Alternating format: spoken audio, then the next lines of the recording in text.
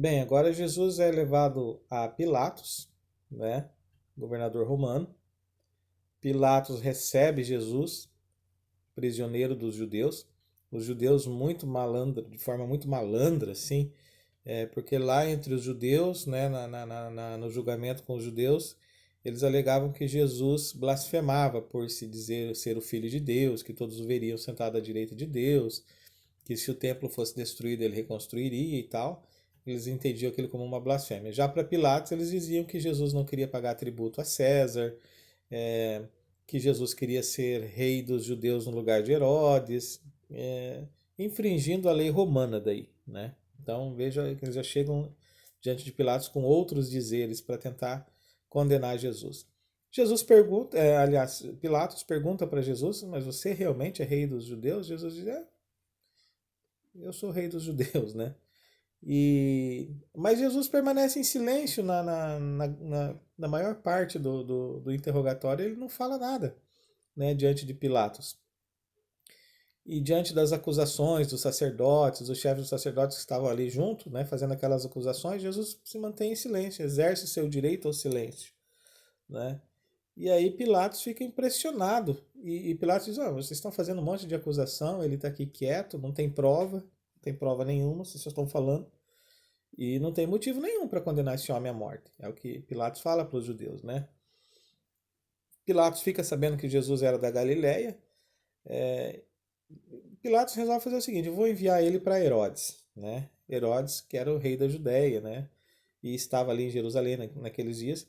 Leva ele, envia, na verdade, ele até Herodes. Herodes recebe Jesus, né? Prisioneiro. Pergunta se Jesus é rei dos judeus de fato, faz um monte de pergunta, né? Jesus mantém o silêncio. Pilatos e as pessoas que estavam ali, os soldados, ridicularizam Jesus, veste ele com umas vestes reais ali para ridicularizar ele. Pilatos percebe que não havia nada contra Jesus, né? Pilatos, na cabeça de Pilatos, não, de Herodes, né? Herodes percebe que não havia nada para condenar Jesus. E na cabeça dele ele entende que Jesus é um arruaceiro, um baderneiro, alguma coisa assim. E fala, devolve esse homem lá para Pilatos. Né? Devolve ele para Pilatos e ele que resolva. Pilatos recebe Jesus outra vez, né? E os judeus ficam assim, levando Jesus para lá, para cá, tentando agora, já prendemos, já acusamos. Pilatos não viu nada, levamos para Herodes, Herodes não viu nada, devolve para Pilatos.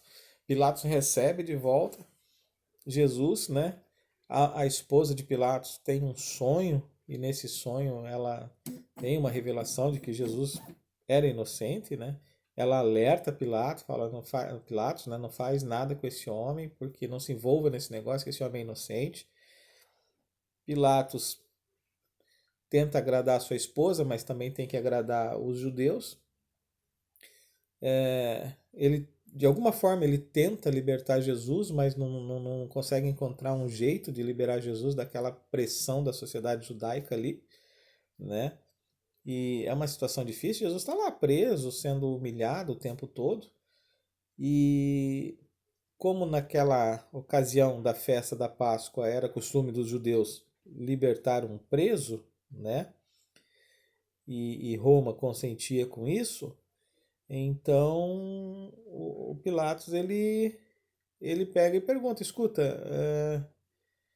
eu já mandei ele até para Herodes. Herodes não constatou nada. Herodes, rei dos judeus, rei de vocês aí, né? Não constatou nada. Mandaram para mim, a lei romana também não tem nada contra ele.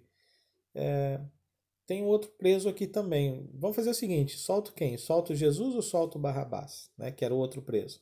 Não, soltem Barrabás. Esse Jesus tem que ser preso e morrer. Então, Pilatos lembra do que a mulher tinha falado, olha, não se envolva nessa situação, né, a esposa dele. E aí Pilatos pega uma bacia, um recipiente com água, lava as mãos e fala, do sangue desse inocente eu estou livre. Não vejo erro nenhum nesse homem, não vejo nada que possa dizer que ele é digno de morte. Que farei eu então de Jesus chamado Cristo, né? E aí a multidão diz, não, crucifica, crucifica, né? Que ele seja crucificado. Jesus simplesmente é levado daí preso e destinado à cruz por ordem de Pilatos, mas na verdade por determinação do povo judeu, né? Então o povo, a democracia, que eu sempre falo, é que acabou condenando Jesus. Bom, então Pilatos ouve a voz do povo judeu e encaminha Jesus para a cruz, né? Então Jesus sai do palácio, do pretório ali, do local do julgamento, né, da presença da multidão, e agora é colocado sobre os seus ombros uma cruz, né? Sobre os seus ombros mais dois outros criminosos que também haviam sido sentenciados à morte e são conduzidos ao Calvário. E Jesus vai levando a sua cruz, o item 135. Há um determinado momento da caminhada que Jesus não consegue, não suporta o peso da cruz, porque ali ele já levou açoites, ali ele já apanhou, ali ele já está cansado, ele já estava sem dormir, com fome, uma série de fatores, né? Mais o peso do espiritual. Então ele, em determinado momento, é preciso colocar a cruz sobre os ombros de um outro homem chamado Simão Cirineu, né, da cidade de Cirene, para que pudesse ajudar Jesus, né, a caminhar e continuar. Algumas mulheres no caminho acompanhando Jesus, né,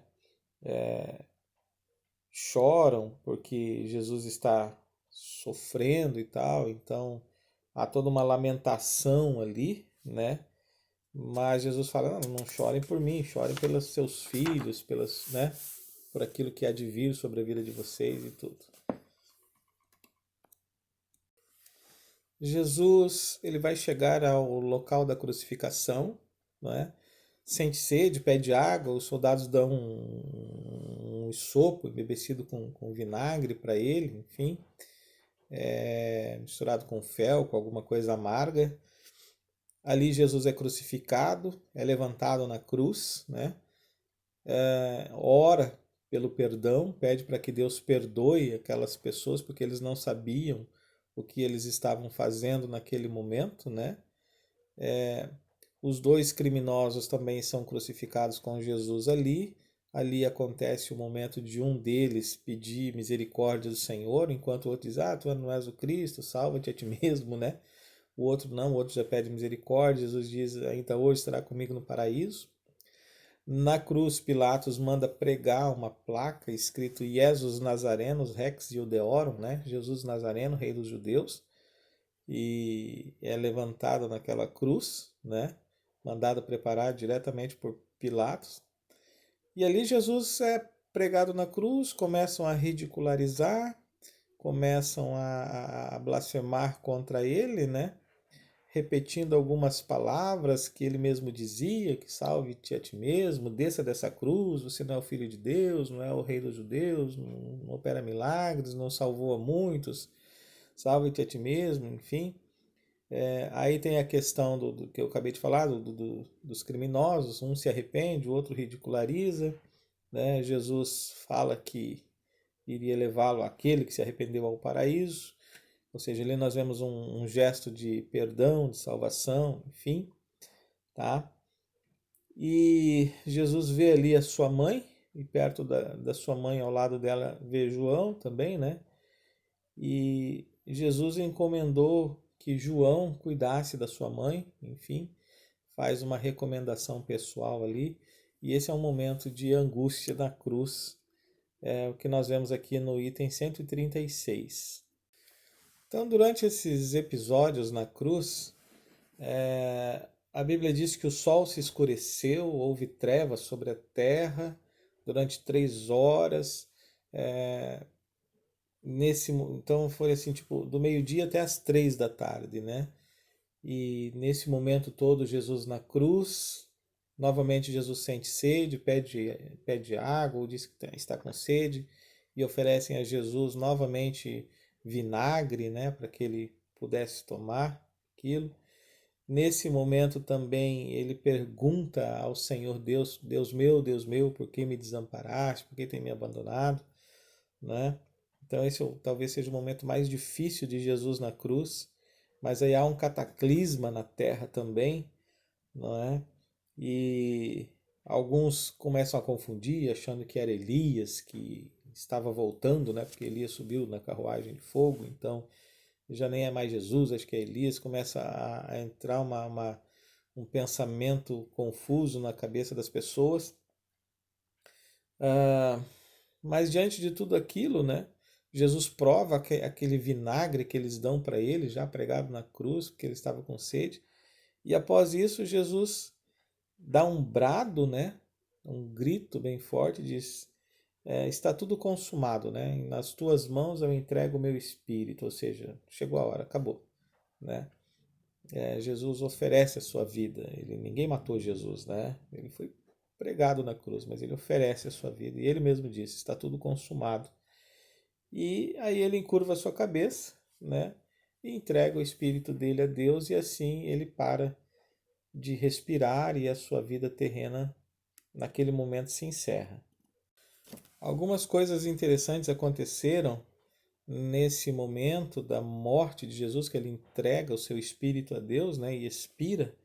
A Bíblia diz que o véu do templo rasgou-se ao meio, isso é literal, né? O véu que estava no templo separava o santo dos santos do lugar santíssimo, o santo dos santos, ele rasga-se ao meio, ou seja, agora nós temos acesso ao Senhor, né?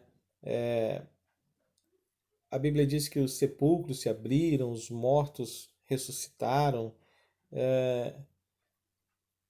Ao verem toda aquela situação, né, os soldados que estavam ali caíram por terra. O centurião, o chefe dos soldados, reconheceu que Jesus realmente era o Filho de Deus, né? Os judeus pediram para quebrar as pernas dos crucificados, mas quando eles perceberam que Jesus na cruz estava morto, então ao invés de quebrar as pernas de Jesus, transpassaram ele com uma lança, e aí ele derrama todo o sangue que tem, e além do sangue ainda derrama água, né? Bem, agora nós vamos para um outro vídeo, talvez a gente faça mais um ou dois vídeos para encerrar.